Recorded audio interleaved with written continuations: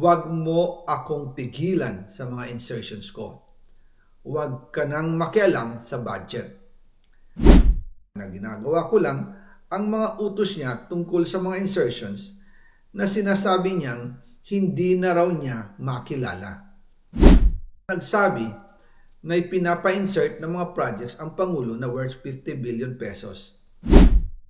Naging malinaw sa akin na siya mismo ang nag-utos kila Secretary Mina Pangandaman at Yusek Adrian Bersamin ang gusto niya ng 50 billion pesos na insertion. Ngunit ang sagot ng Pangulo, humingi ka ng bago or dagdag na insertions. Bakit hindi niya agad tinanggal noon pa? Kasi mismo siya ang nagbibigay ng utos. Ako mismo ang nakasaksi at nakausap ng mga taong direktang sangkot. Hindi lang po ang Pangulo ang may insertion sa budget. Pati po si Congressman Sandro Marcos,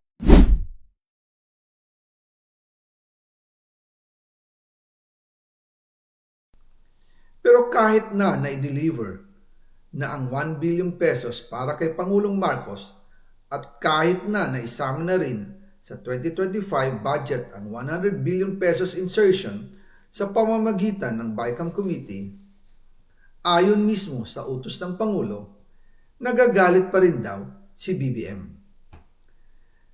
Kaya noong February 2025, sumulat po ako ng isang confidential letter kay Pangulong Marcos.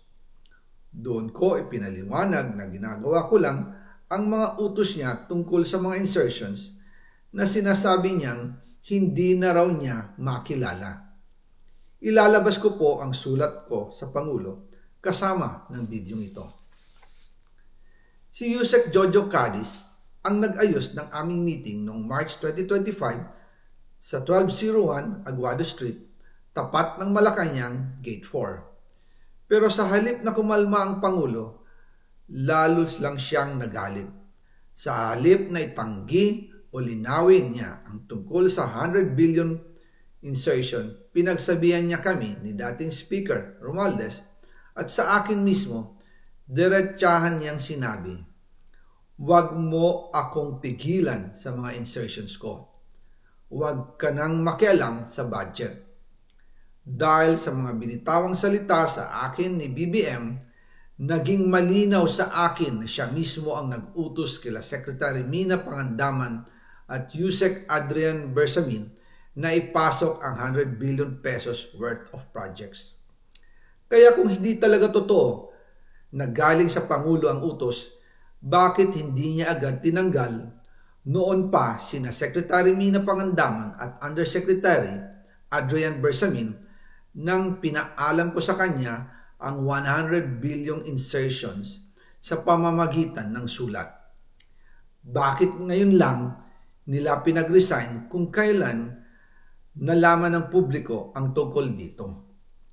And also kinausap ako ni Yusek Jojo Cadiz at nagsabi na ipinapa-insert ng mga projects ang Pangulo na worth 50 billion pesos. And sinabi ko kay Yusek Jojo na meron ng instruction kay Secretary Mina Pangandaman at Yusek Adrian Bersamin about the 100 billion pesos insertion. And sabi niya, kakausapin niya ang Pangulo na kung pwede, doon na lang i-charge ang gusto niya ng 50 billion pesos na insertion. Ngunit ang sagot ng Pangulo, humingi ka ng bago or dagdag na insertions. Doon po nakita at naramdaman na hindi pwedeng sabihin ng Pangulo na wala siyang alam sa mga nangyayari. Kasi mismo siya ang nagbibigay ng utos. Ako mismo ang nakasaksi at nakausap ng mga taong direktang sangkot. Kaya hindi na pwedeng maghugas kamay at magturo na parang inosente. At kung titingnan ninyo ang 2026 budget, may panibago siyang 97 billion insertions. Pero ngayon, ipinasok na mismo sa President's Budget or NEP 2026. Yan po ang kinumpirma ni Secretary Manny Bunoan na may instructions ang Pangulo na magpasok ng 100 billion ulit sa President's Budget.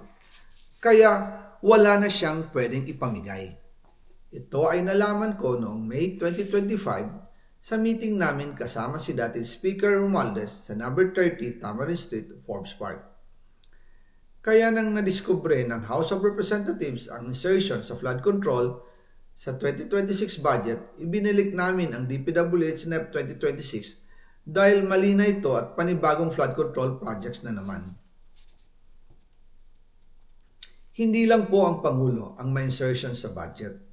Pati po si Congressman Sandro Marcos, meron din pong pinapasok taon-taon. Noong 2023, may 9.636 billion pesos.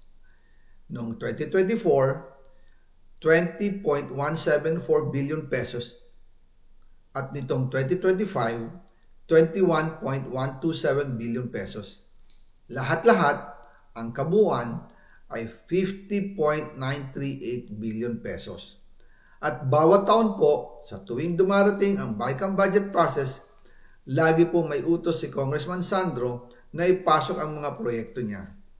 Nalaman ko na lang sa mga contractor na galit siya sa akin noong pinag-uusapan na ang 2025 GAA budget.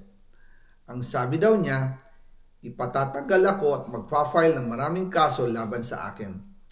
Kasi kulang ng 8 billion pesos yung insertion na gusto niyang ipasok. Ang dahilan daw, may mga contractor na nakapag-advance na sa kanya at dahil hindi na ipasok ang buong halaga, kailangan daw niyang magsauli sa mga yon. Para malinaw sa taong bayan, ilalabas ko po sa video na ito ang listahan ng mga proyekto na kasama sa mga insertions ni Congressman Sandro.